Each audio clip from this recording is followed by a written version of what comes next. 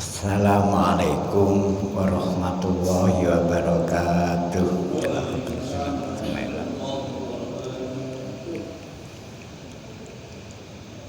Al-Fatihah.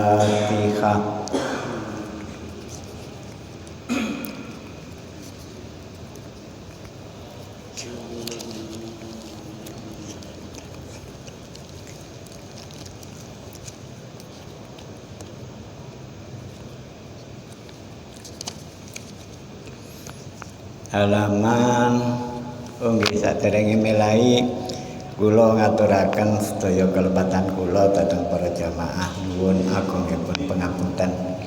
Kasawansalipun sedaya kelepatan para jamaah sampun kula ngapunten.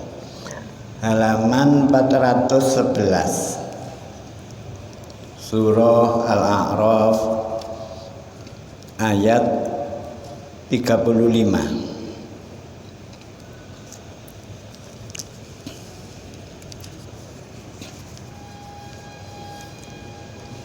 A'udzu billahi minasy syaithanir rajim. Bismillahirrahmanirrahim.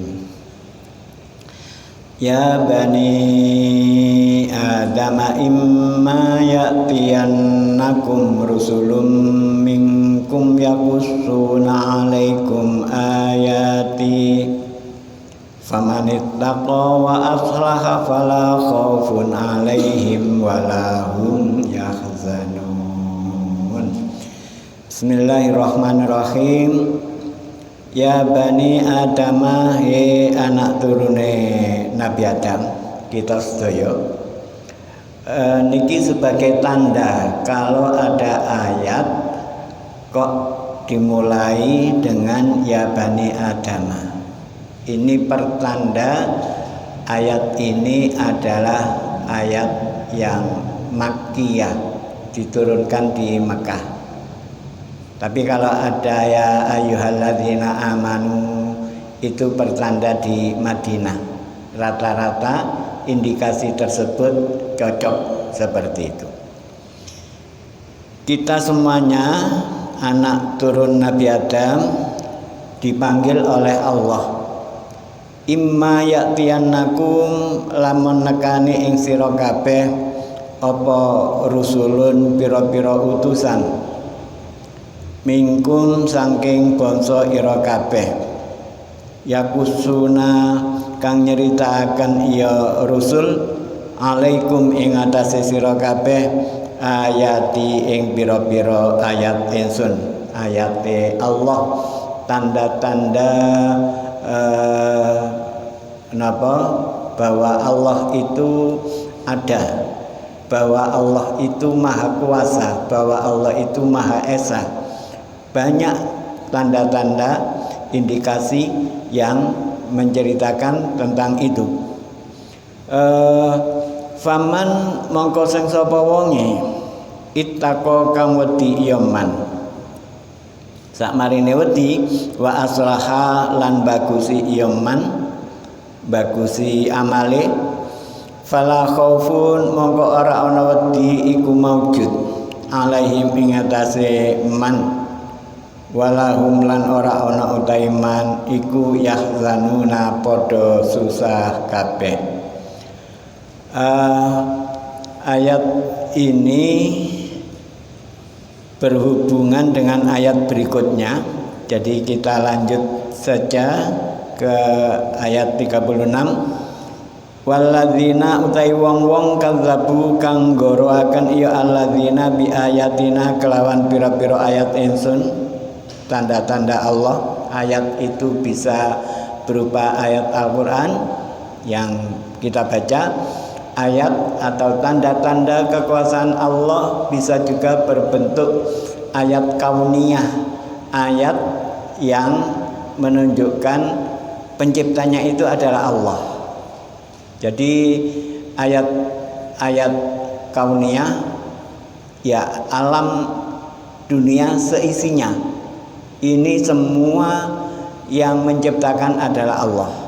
Sedangkan ayat Qur'aniyah, ayat Quran yaitu ayat yang diturunkan kepada Nabi Muhammad dan sekarang sampai kepada tangan kita, setiap hari kita alhamdulillah bisa membacanya. Wastakbaru lan gumedhe ya alladzina anha saking ayatina, orang-orang yang mendustakan ayat Allah. Kemudian mereka merasa besar kepala, sombong, sehingga karena kesombongan mereka tidak mau menerima ayat itu, tidak mau mengimani tanda-tanda adanya Allah. Anha saking ayatina ulaika utai mengkono alladzina iku ashabun nar kang padha duweni neraka. Hum utawi ya ulaik fiha ing dalam annar iku khaliduna padha langgeng kabeh. Ayat ini berarti dua ayat tersebut sebagaimana terbaca dalam penjelasan-penjelasan yang ayat sebelumnya, kesemuanya ditujukan kepada putra-putri Nabi Adam. Maka dimulai dengan ya bani Adam. Selesai sudah penjelasan tentang kemana dan apa yang dihadapi oleh ayah dan ibu kita semuanya, yaitu Nabi Adam dan ibu Hawa. Jadi ibu kita, ibu Hawa, Nabi Adam itu adalah menurut Al-Quran itu manusia pertama. Adapun sebelumnya kalau ada makhluk Allah yang seperti bentuknya seperti manusia, tapi itu bukan manusia. Jadi Allah bertanya kepada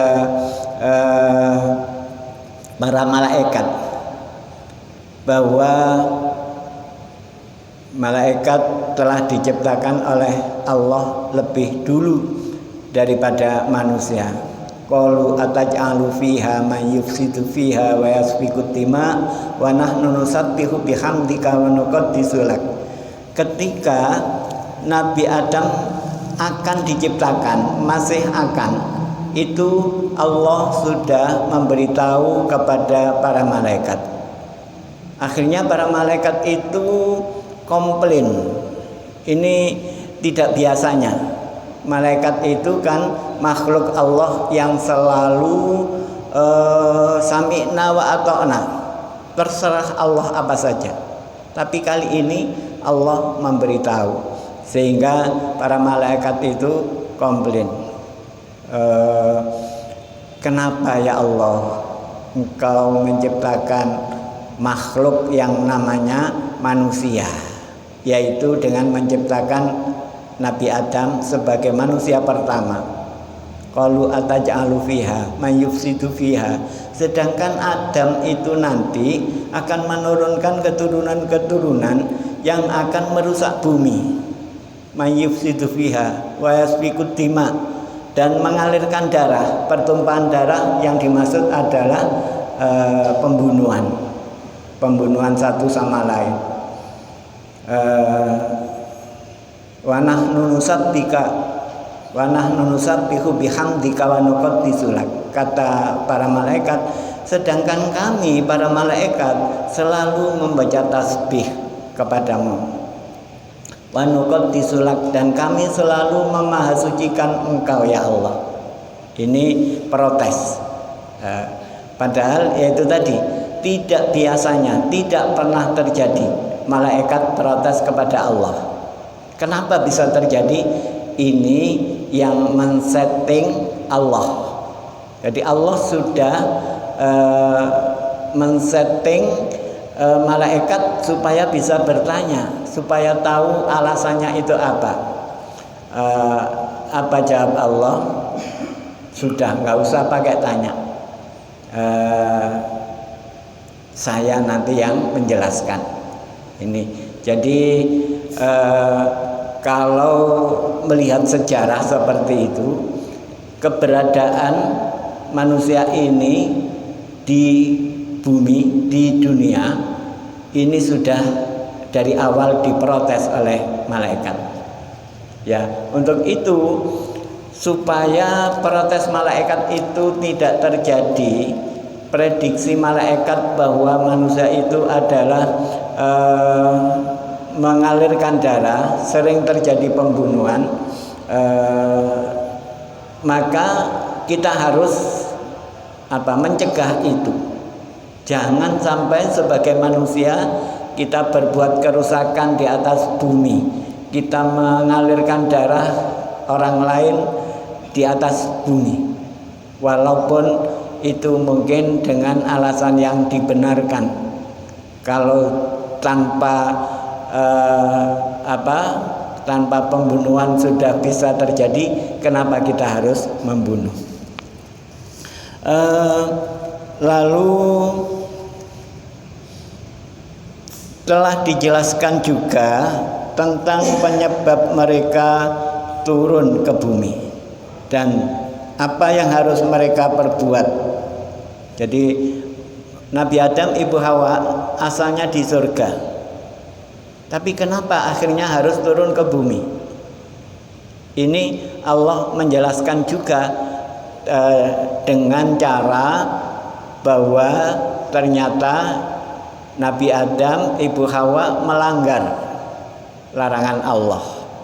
Tidak boleh wala taqraba hadhihi syajarata. Tidak boleh mendekat saja, tidak boleh pada pohon buah khuldi. Nama khuldi itu yang membuat nama justru iblis.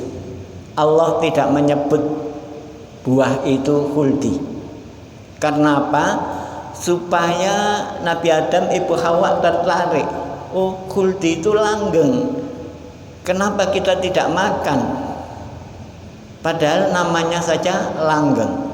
Kalau kita makan itu bisa langgeng di surga. Jadi bapak dan ibu kita, Nabi Adam dan Ibu Hawa, dari awal sudah punya rasa ketakutan kalau sampai turun dari surga. Di surga nyaman, enak, semuanya tersedia. Kalau kita di sana, seandainya Nabi Adam, Ibu Hawa tidak diturunkan ke dunia, kita di surga terus beranak pinak di sana, kita tidak pakai sengsara, tidak pakai bekerja, makan tinggal makan, semuanya tersedia. Tapi itu hanya angan. Nabi Adam beserta Ibu Hawa pun juga kepinginnya seperti itu. Oh, enak kalau kita di surga terus, kita tidak pakai kerja, tiap hari makanan tersedia, bahkan yang macam-macam rupa, macam-macam rasa ada semua. Maka akhirnya Nabi Adam kepencut dengan iming-iming iblis, disuruh untuk memakan buah khuldi tersebut.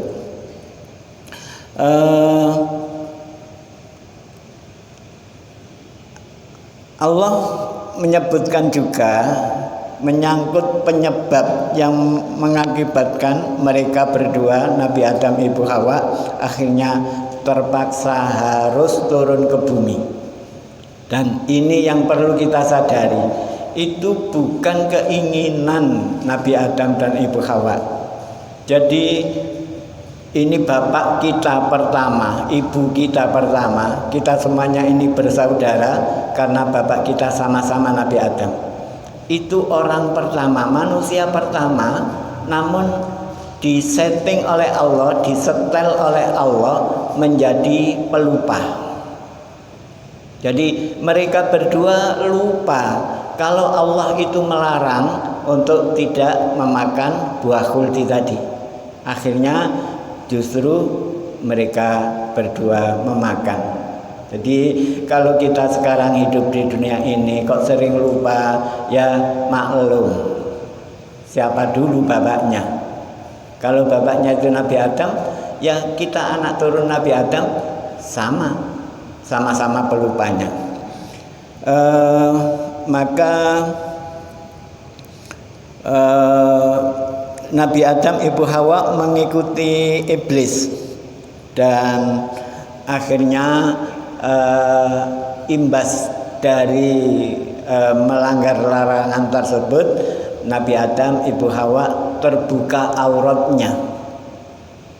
Jadi asalnya mereka berdua itu sudah memakai pakaian yang dari bahan dari surga, rapi, menutup aurat, namanya saja surga.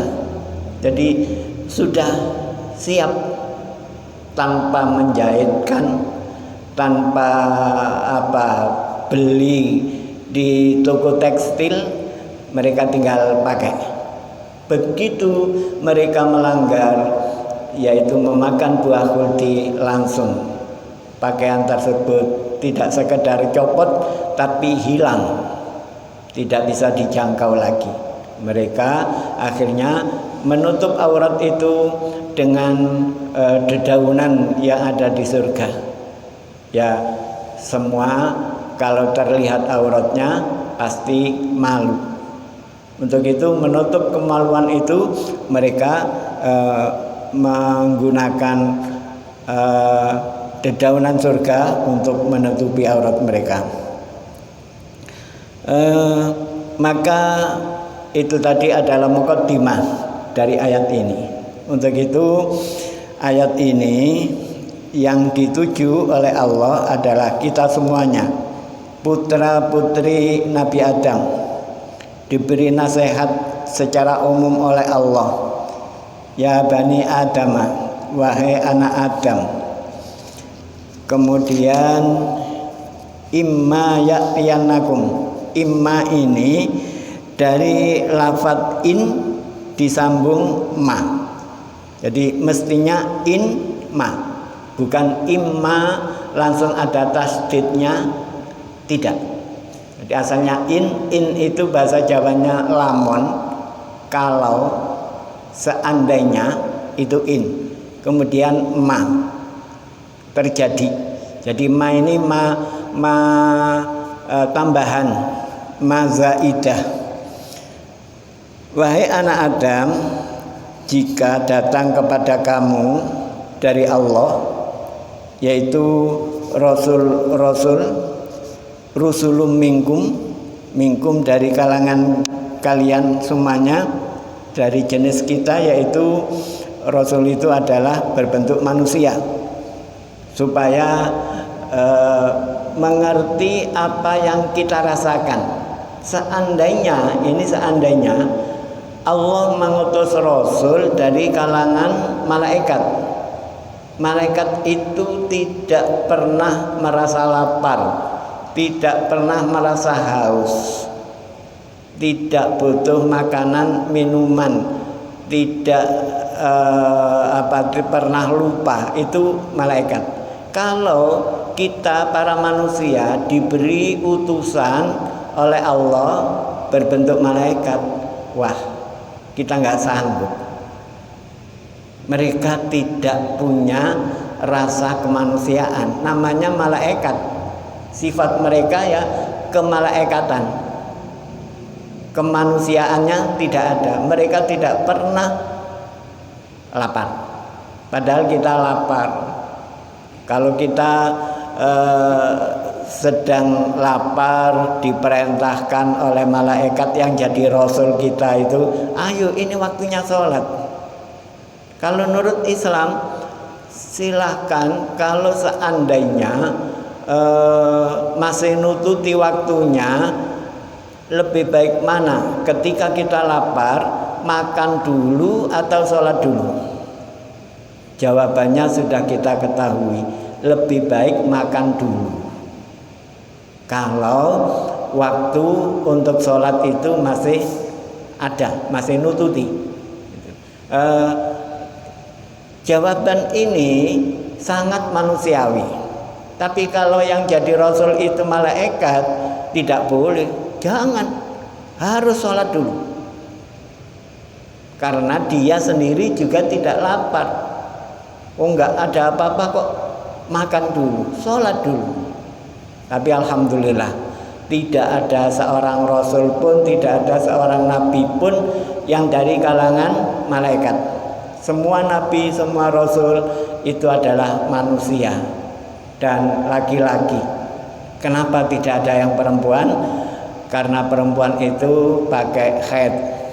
Sehingga kalau mau ada wahyu turun, nabi perempuannya kok haid, wah malaikatnya nggak jadi, wurung-wurung nggak situ. Untuk itu sudah dipilih hanya manusia, kecuali kalau itu sekedar waliullah, perempuan ada, karena wali tidak menerima wahyu. Ini perbedaannya. Sehingga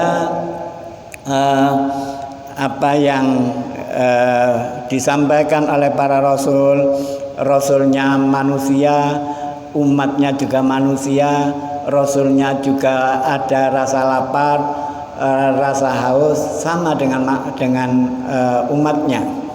Maka para rasul itu mengerti kapan waktu terbaik untuk diajak oleh rasul itu, apakah itu beribadah, apakah itu dinasehati, itu karena sesama manusianya.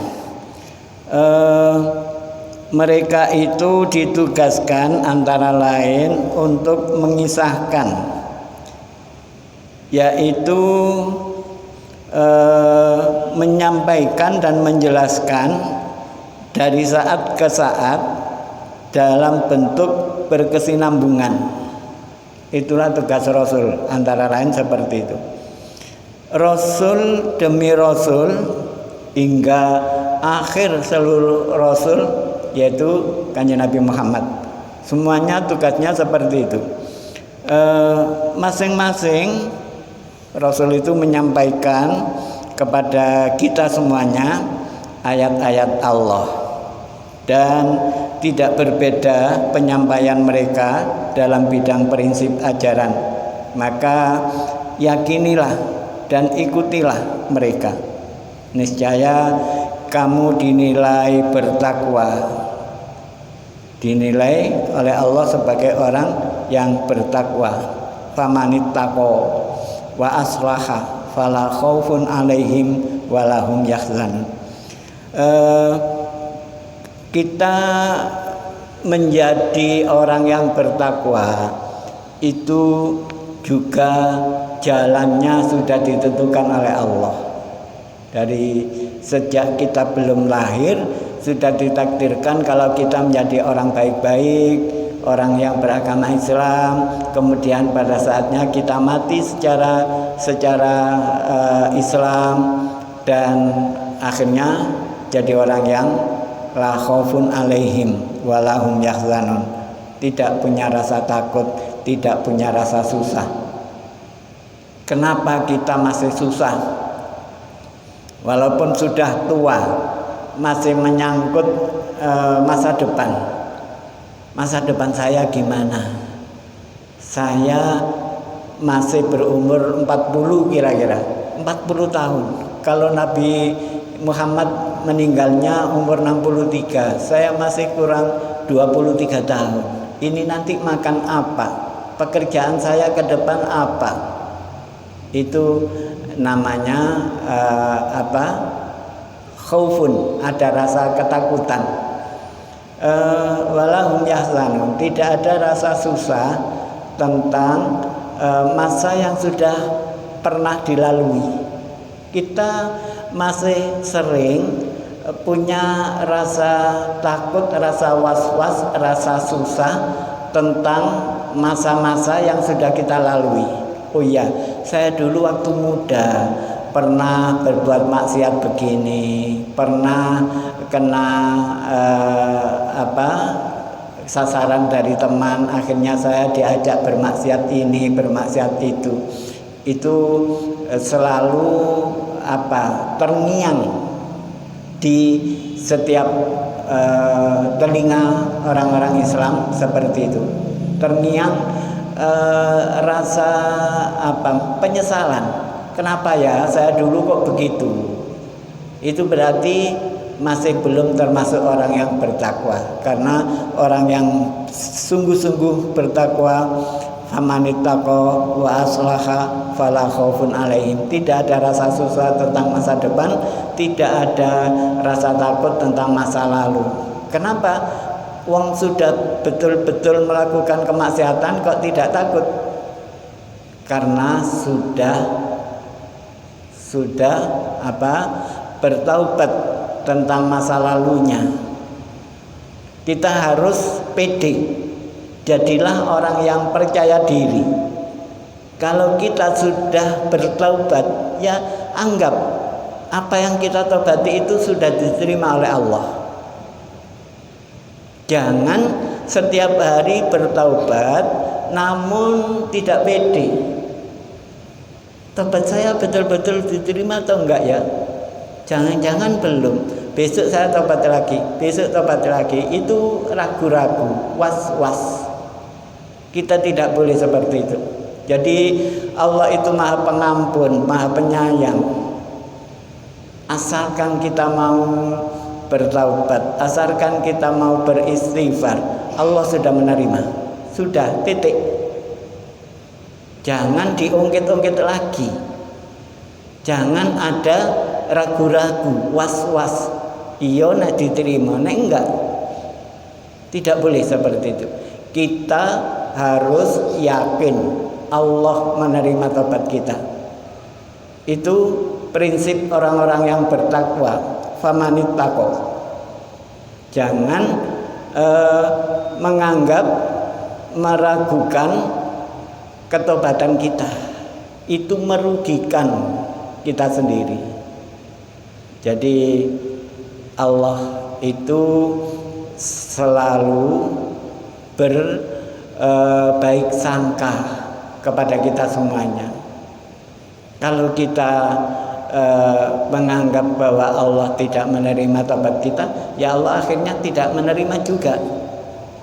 Sesuai pas dengan apa yang kita rasakan. Itu Allah terhadap kita seperti itu. Kemudian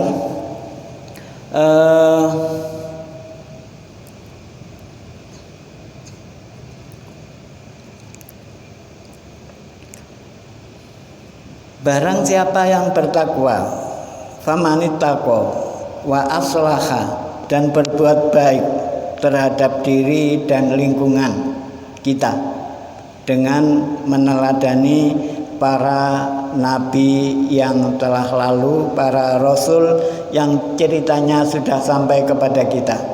Jadi kita ini umat terakhir dari nabi yang terakhir juga, Kanjeng Nabi Muhammad. Untuk itu banyak sekali nabi-nabi terdahulu yang ceritanya sudah kita cerna. Cerita nabi-nabi terdahulu sudah kita pelajari.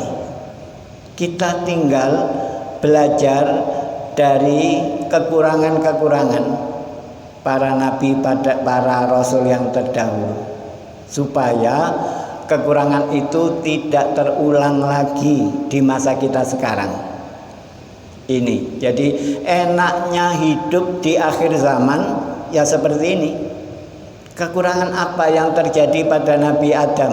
Kita tahu tadi dari awal, Nabi Adam itu ternyata melanggar memakan buah khuldi.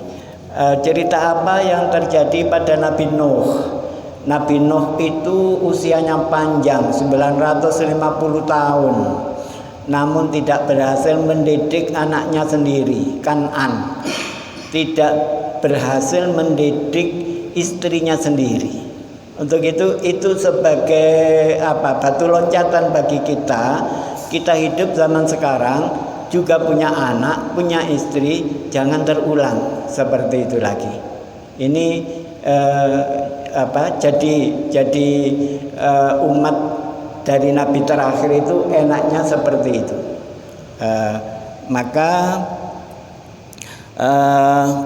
kita meneladani para rasul yang telah lalu, tidak ada kekhawatiran atas mereka, yaitu yang menyelubungi hati mereka, dan juga tidak ada akan rasa sedih, wala khaufun alaihim walahum yahzanun tadi, yaitu tidak ada sama sekali bentuk apapun dari ketakutan dan kesedihan yang menimpa mereka, atau tidak ada ketakutan dan kesedihan yang merupakan sanksi dari siksa atas mereka. Kita tahu bagaimana kekurangan Nabi Adam, bagaimana kekurangan Nabi Nuh, bagaimana kekurangan Nabi Hud dan nabi-nabi kesemuanya. Jadi Nabi itu maksum. Maksum itu diproteksi oleh Allah untuk tidak berbuat maksiat. Diproteksi, jangan maksiat gak situ. Itu semua Nabi maksum. Namun kenapa ada kejadian yang menurut kita kejadian itu adalah lepas dari proteksi Allah tadi? Bagaimana kok Nabi Adam bisa sampai memakan buah khuldi? Itu kan dilarang oleh Allah. Tapi kalau kita kembali lagi kepada Allah, iya, itu memang disetting Allah. Kalau Nabi Adam itu tidak melanggar, tidak makan buah khuldi, akhirnya di surga terus.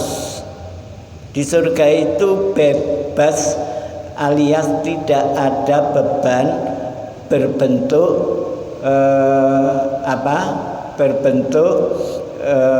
ibadah. Jadi dalam surga itu tidak ada ibadah. Maka nanti kalau sudah di akhirat, kita di surga, tidak ada ibadah itu. Tidak ada perintah sholat, tidak ada zakat, tidak ada puasa, bebas. Untuk itu Nabi Adam tidak seterusnya di surga itu. Kenapa? Kapan ibadahnya kalau di surga? Ini yang membuat kita mungkin ini dalam tanda kutip kita benci pada Nabi Adam. Gara-gara Nabi Adam akhirnya saya pindah ke dunia seperti ini. Jangan menyalahkan Nabi Adam. Nabi Adam pun di luar dugaan. Itu settingan Allah. Karena Allah sudah menyediakan kalau manusia itu di surga terus, tidak turun ke bumi, kapan ibadahnya? Padahal Allah sudah menyiapkan sholat, Allah sudah menyiapkan zakat, Allah sudah mewajibkan puasa. Kalau di surga nggak ada taklif, nggak ada beban. Untuk itu disetting oleh Allah. Kemudian di saat inilah kita di dunia, saatnya kita beribadah. Ini ibarat sawah ladang. Nanti di akhirat, di surga itu adalah tempat kita memanen. Saatnya kita menerima pahala dari semua yang kita lakukan di dunia ini. Sudah mendengar azan salat Isya, kita cukupkan. Alhamdulillahirabbil alamin. Allahumma sholli wa sallim wa barik ala sayyidina Muhammadin nurid dzati wa sirri sari fi sa'iril asma'i wa sifat wa ala alihi wa sallim. Allahumma taqabbal minna siyamana wa qiyamana wa jami'a ibadatina fi Ramadan. Allahumma zidna wa la tanqusna wa akrimna wa la tuhinna wa atina wa la tahrimna wa asirna wa la tu'sir alaina wardo anna wardona. Rabbana atina fid dunya hasanah wa fil akhirati hasanatan wa qina adzabannar. Sallallahu ala sayyidina Muhammad wa ala alihi wasallam. Alhamdulillahi rabbil alamin. Assalamualaikum warahmatullahi wabarakatuh.